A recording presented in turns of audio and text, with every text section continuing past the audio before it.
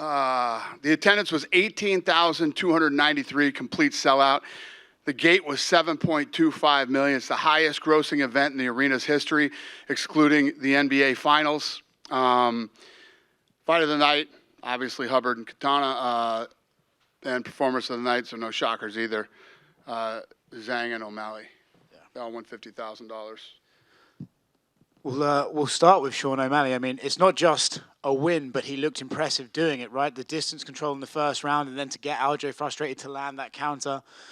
There's been some talk of like, oh, he's had everything handed to him. But after a performance like that, against one of the best champions in the division's history, this guy belongs at the top. Yeah, I mean, listen, you know, Dana White privilege. You don't become number 2 in the world without earning it. So, and I don't pick that. You people do. So then he went in there and delivered tonight. Yeah. There is no such thing as Dana White privilege in this company. You know, they can do that type of shit in boxing. If you make it to the top here, you know what I mean? I'm not going to say that some people can't catch some breaks sometimes. People are hurt. You know, this and that happens. Certain matchups can't happen at one time. You got a situation where Merab won't fight the champion. I mean, there's lots of different things that can happen, but it has nothing to do with us. It's just the way that timing and everything else plays out. When you get to a title shot, you've earned it here. What did you think of his performance? Who? Sean, tonight. How good did he look? How do you even want me to answer that question? He knocked him out. In my head, when you think about the fight and you think about Sterling, you say to yourself, how does Sean beat this guy? How does Sean stop the takedown? You know, he's not going to be able to stop the take. Maybe he'll do it a couple times, but all night. Cejudo couldn't. But you never know, man. Styles make fights, and things happen in fights that, you know, you sometimes don't expect. And he got caught, and he got stopped. There's a lot of talk about this guy's potential as a star for the UFC. I mean, he does crazy numbers already. How much more does a championship add to that star power for Sean O'Malley? We broke the all-time gate record here. Bruce Springsteen just played here and did $5 million. We did over $7 million. Okay, with the Boston Garden. We're the biggest thing other than the craziest fucking sports town on earth, other than their team that plays here. We're the biggest thing that's ever been here. So what does that tell you about O'Malley? This is also the biggest bantamweight championship fight ever on pay-per-view globally. It broke the record. Biggest bantamweight championship fight ever. I'm sure you saw the crowd at the end. O'Malley isn't going to be a star. He is a star. We'll move on from him to Zhang Weili. Again, equally impressive, you know, domination throughout that fight.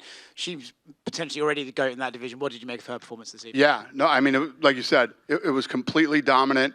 Lemos was tough as hell, ate a lot of shots. I mean, and she broke a record tonight for strike differential. She actually beat Valentina Shevchenko's record. And, I mean, you can't win any more dominantly than that other than a finish. She got out of a pretty scary choke at one point. I mean, she looked good. Especially, I mean, Lemos is so tough, and Lemos hits like a man. You know what I mean? When she throws punches, they have bad intentions. And she caught Weili a few times with some good shots, and she took those too. Weili Zhang is a beast.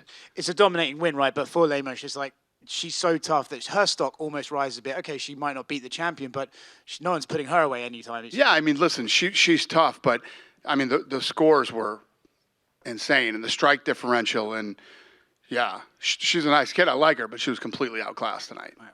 Last one for me. Possibly the best tough finale since Bonner and Griffin. Yeah, it was good, really good. I mean, they won the fight of the night, so it's pretty awesome when you have a card stacked with talent like tonight, and the Ultimate Fighter finale wins fight of the night. That's pretty impressive. Obviously, the question that you've heard probably 3,000 times this year is, when do we see the coaches of that season fight? Is there an update on Conor versus Chandler? No. What did you make of Ian Garrett's performance? He's obviously another budding star. He seems to have his plan laid out. He wants 4 more fights and a title shot. What did you make of his win over Neil Magny?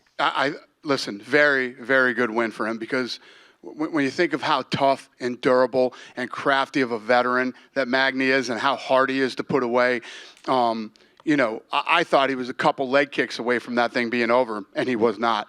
And Magny, being the stud that he is, he ran out of the octagon the way that he did because I think he didn't think if he waited longer he would be able to walk out of there.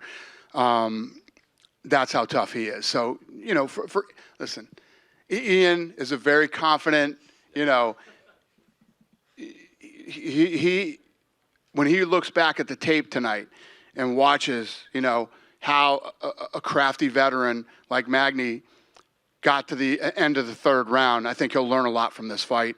And, you know, it's almost like the perfect, you know, as you look at opponents. Magny came in on late notice. He didn't train for Magny. He trained for Neil. So, yeah, he looked damn good. What did you make of the build-up? Like at the press conference when Ian's bringing up the things that Neil said about, like, you know, like, oh, when I whip my kids, and Ian's cutting him off saying, like, oh, you don't deserve to talk after saying that. What did you make of their build-up that kind of came out of nowhere? I don't know. That shit happens in fights, man. You know, you never know what's going to happen, what people are going to say, or what's going to go on. You never know, you know, where their head is leading into these type of fights. And, you know, fighting is a crazy fucking business, man. I mean, the stuff that's said, it's like when I come in here after a fight and they're like, oh my God, he said this. That's why I'm always like, I don't give a shit. You know, this is the fight game. People say crazy stuff sometimes, and it just is what it is. And nobody in this room, maybe, I don't know if anybody, but pretty much I would think nobody in this room has ever been, you know, in a fight like these guys are in, and what kind of pressure under what you're thinking. And it's just, it's a different world, man. It's different than playing a football game or a baseball game or anything else in life. He obviously called out Wonder Boy and wants a 5-round main event. Wonder Boy has said, like, I'll fight the Ian Garys of the world. Is that a fight you would be interested in? Wonder Boy turned the fight down tonight. Okay, there you go. You talked to him right away, like right after? Listen, we make fights, man. That's what we do. Going further down, Cheeto got another big win. Sean O'Malley's called his shot. Like, he wants Cheeto in December. Is that something that you now have to seriously look at, too?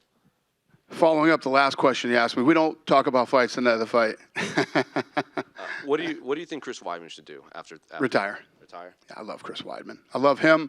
I love his family, and I think he should retire. We talked to Doc D. Doc D thinks he blew his MCL, ACL.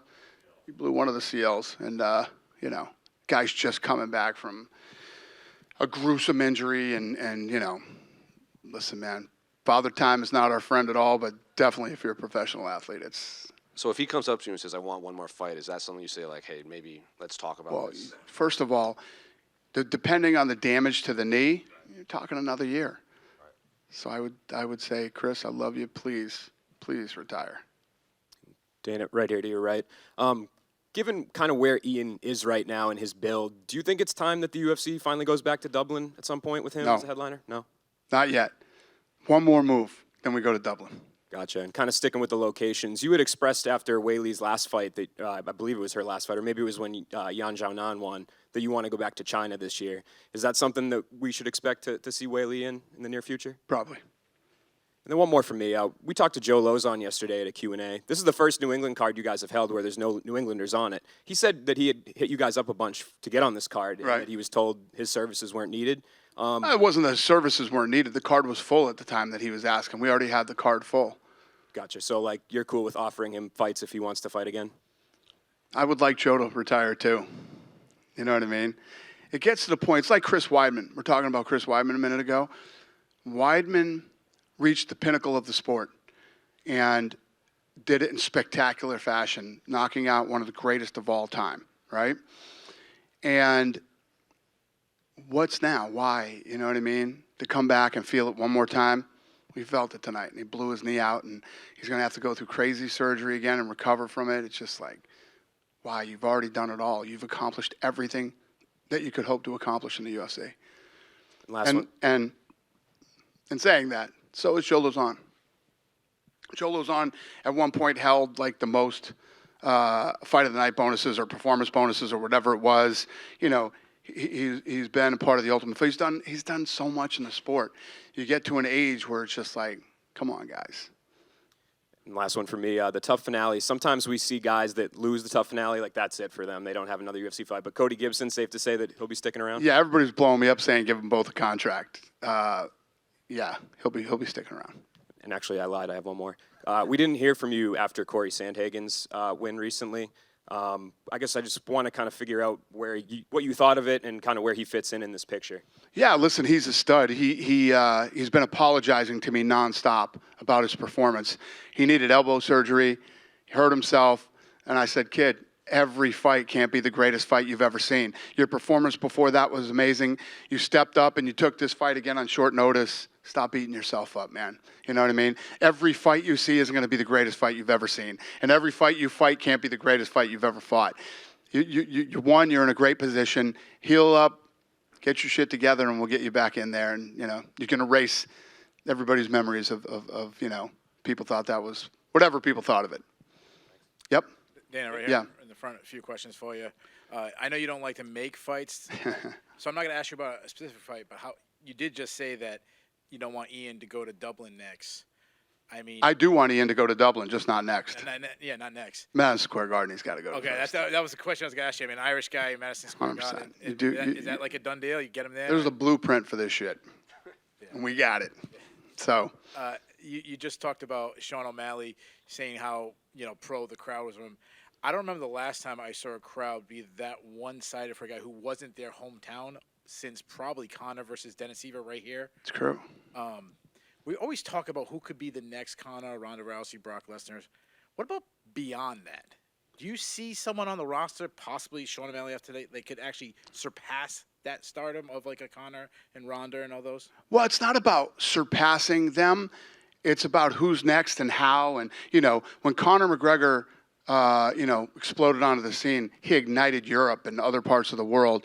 And now, like Sean O'Malley coming into Boston, everywhere I went, yesterday and today, everywhere, and I'm sure you guys experienced this too, hair, shirts, the whole deal. I mean, everybody was wearing O'Malley stuff. And you saw the reaction when he won tonight, how the place just erupted.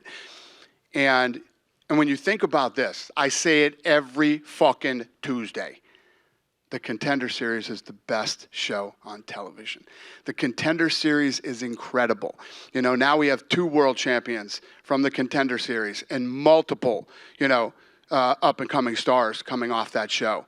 And if me and my crew, Hunter, the matchmakers, we're sitting at the office. It's fucking 4:57. We jump in the car and we drive over the Apex every Tuesday and literally watch the baddest fights that you could possibly see. And most of the media guys that are here do it too. I love the Contender, and the Contender is really this streamline to the world championship right now. It's awesome. I think that's a perfect transition to my next question. Obviously, the Contender Series is continuing to build stars. Probably the biggest star since Sean O'Malley, in my opinion, is probably Bo Nickel. I mean, he's got that buzz around him. He said he's going to take some time off. Any idea when we could see him back in action? 100%. No, but yeah, you're absolutely right. I mean, yeah, Bo Nickel, Macy Barber. I mean, Hill. I mean, so many people have come off that show. The list goes on and on. Kevin Holland. I think, the last year it started, and then this year from episode 1, and now the second one we just did, this thing's trending worldwide now. When we do fights on Tuesday nights, they trend worldwide on social media. So, so before these guys ever set foot in the UFC, millions of people have seen them fight on the Contender Series. It's awesome. And Dana, my last question. And you know what's crazy? I'll tell you this too. So when I first started the Contender Series, right? So we used to take the numbers. We would judge guys by the numbers that they pulled. We had all the numbers written down on the wall in there on numbers that they pulled. How many millions of people watched the fight, and O'Malley was from day one number 1. And my last question. Obviously, we just wrapped up the newest season of Ultimate Fighter.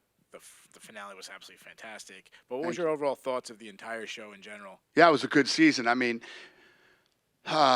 since the Spike days when we first blew up and we're pulling massive numbers and things like that, the attention and the promotion that ESPN has given this season of The Ultimate Fighter has been incredible. So, yeah, it was good. Especially, like I said, when you have a finale. When's the last time an Ultimate Fighter finale was the fight of the night on a card like this, in a city like this? So Dana, to your Dana, right. Pretty here. awesome. Yeah. What do you think should be next for Aljamain Sterling? Going into the fight week, he was talking about potentially going up to 145. That's probably what he'll do. I don't know. Has he been in here yet? No. Yeah. Yeah, ask him. But if you're asking me right now, I'll bet he's going to say, I'm going to move up. Okay. Yeah. If he were to want, say, like an immediate rematch or something like that, he was a very successful champion. Not even thinking about that right now. Okay. And we also had Michael Chandler here as a guest. He was saying that he kind of expects the fight with Conor to go down in December. I wonder if there's any update on that now that the tough season is. He just asked me that, too. I'd say next year. Yeah. And we also had Tatiana Suarez as a guest. She wants the next shot. Could we be looking at her? Who said that? Tatiana Suarez. Oh, yeah. No, she looked good. I don't know. We'll see. But, yeah, I mean, she's a little badass, too. Thank you. Fun Then fight. you- Yeah, buddy.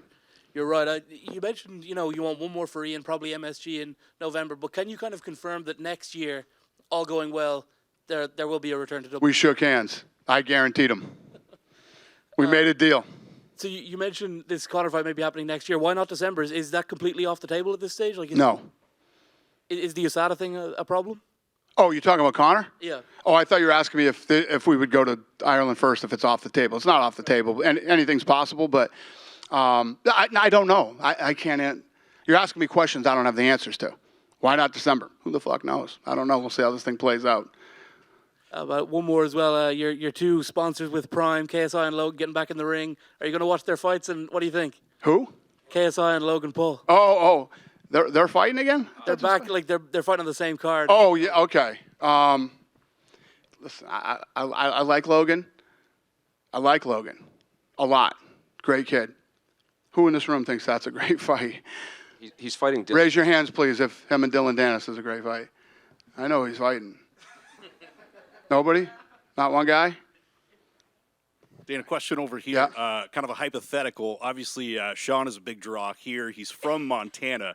There's a big fan base from him in Montana. Any chance ever in history there might be a card in the Treasure State? Well, I love Montana. I love that state. I never say never, but we're not thinking about it right now. Dana, over here. Yeah? Any update on light heavyweight title, Yuri Prochazka and Alex Pereira? Yuri is healthy and ready to fight. Are they ready to fight? Yeah. I mean, do you know when? Maybe? I do not. If I did, we would have announced it. Okay. Thank you. Hey, Dana, Dana Yeah. over here. Sorry. I have to ask for the people in Ecuador. Do you think Michael Morales will fight again this year? And if so, can you tell us when? I have no idea. Thank you very much. I've been here too long when these are the fucking questions you're asking me now. Hey, when this guy's gonna fight, what about that guy? What do you got? Hey, how you doing? Good. So I talked to the great John Anik, and he thinks the Patriots are not going to go to the Super Bowl. Are you ready to reprimand him, or what do you think about that? That's just fucking rude. John Anik, are you crazy? I would love to see them go to the Super Bowl again, but I say it all the time. Over the last 20 years, the Patriots have given us so much joy and happiness, you know what I mean? We can take a little rebuilding time if we need to, but shame on you, John Anik. Question for me. Obviously, you brought up the Contender Series and Sugar Sean O'Malley coming from that system and making his way up to the championship. But there are so many different promotions like Ring of Combat with the great Lou Negale, who I work for, and also like Titan FC and a bunch of different feeder systems. Like, is there any talent that you have your eye on, or somebody that you're going to be inviting to the Contender Series that you have high hopes for, or anybody? Well, we're in the second week. We got 8 more weeks left of the Contender Series. Fair enough, sir. So, yes, we have tons of talent coming through there. And I don't think we've turned down a fighter. We've picked every fighter in the first 2 episodes. We haven't even – we picked every fighter that's fought on the last 2 episodes. So, listen, I love Tuesdays. It's my favorite time of the week. I love that show, and I'm excited for the next 8 weeks. And, there's tons of talent coming through. You got an eye for talent. I have to admit that. But nevertheless, is there anybody on this card that popped out? Like Ian Gary was amazing, and is there anybody that popped out for you on the card that you really stood out for you that you're gonna move up or? Well, anybody? I would say the entire undercard looked incredible. I mean, you know, as you got into the main card, there were a lot of fights that people were highly anticipating. But, you know, when you talk about Gibson and Katana, unbelievable fight. When you talk about Silva, you know, there was just so many great fights on the Rodriguez. I mean, the undercard was incredible. Fair enough. Thank you very much, sir. Thank you, sir. Hey, Dana, Right here, just a buddy. quick one. Any update on if you guys are coming back to Atlantic City this year? I know that was rumored for December. I don't know. Yeah, Dana. Good enough I for me? hope Thank so. You hope so, he said? I hope so. Yeah. Thank you, Dana. All right, buddy. Dana, right here down the middle. Yeah. We spoke to Ian Gary earlier in the week, and he said that he was surprised that fellow Irishman Paul Hughes hasn't been signed to the UFC.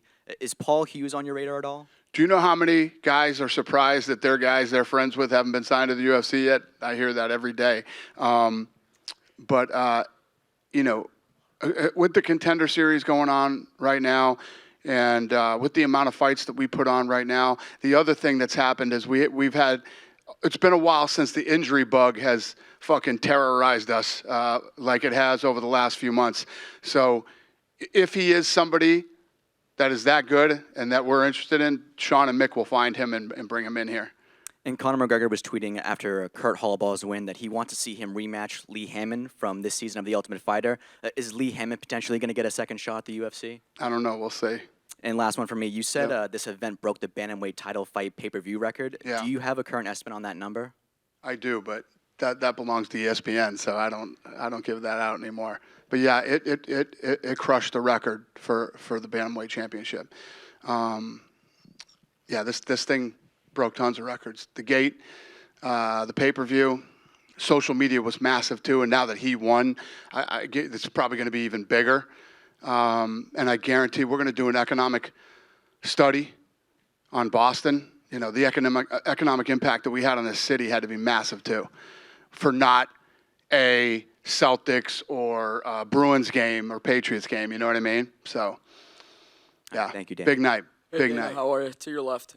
Now, given O'Malley's meteoric rise, right? You know, Snoop Dogg at the Contender Series, there have been a lot of people saying that he was going to be a champion really early on in his career. Was there a moment where you knew that he would be a future champion, or you first thought that? Well, I think people thought that for a long time, and then he got a lot of criticism after the Cheeto Vera fight. You can never tell in this sport, man. You never know how.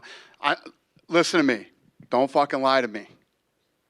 How many people thought he was going to win tonight? Raise your hand. No, go ahead. Raise your hand. Don't be shy. One guy? Two guys? No? Yeah? You? How many reporters are in here tonight, Lene? Huh? There's 70 reporters in this room right now. One guy raised his hand that thought Sean O'Malley was going to win tonight, right? Who the fuck knows? This sport is crazy. I mean, anything can happen on any given night. And it happened tonight. You know, most of you that follow the sport and are educated in the sport said what everybody said. How does he not get taken down and absolutely destroyed on the ground? How does he stop the takedown? Maybe he'll stop it a few times, but this goes, the longer this thing goes and the more he defends the takedown, he's going to be in big trouble. And here we are in this room now talking about how Sean O'Malley is the champion. So you don't ever really, let's talk about Bo Nickel that he brought up the other day, a couple minutes ago. He was great. Unbelievable. Once you crack that top five, very few people make it into the top five, right? It's a whole nother ball game when you're in the top five.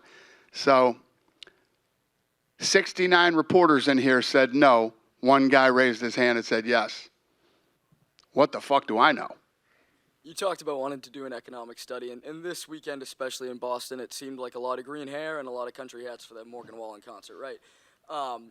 Given the impact that Sean had, have you seen something like that around a city that one fighter can have so many people? You know, not since the rise of Conor McGregor, yeah. Not since the rise of Conor McGregor. And Ronda, too. Ronda, when Ronda started to really take off, Ronda had that buzz, too. Chuck Liddell.